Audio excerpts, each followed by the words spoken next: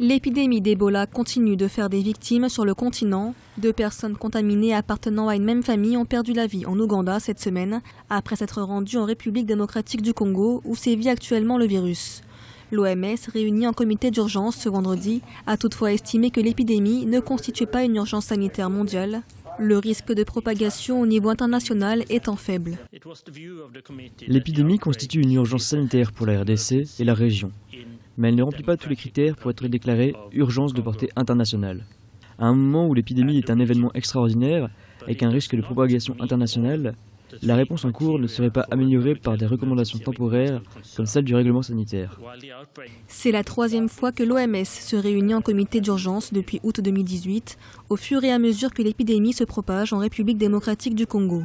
Déjà plus de 2100 cas d'Ebola y ont été enregistrés et plus de 1400 malades sont morts.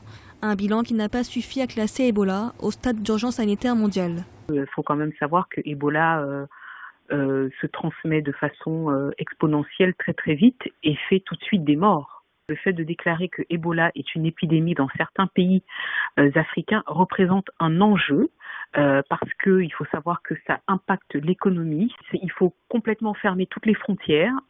Donc c'est un certain nombre de dispositions quand même qui si vous voulez, qui bloquent un pays.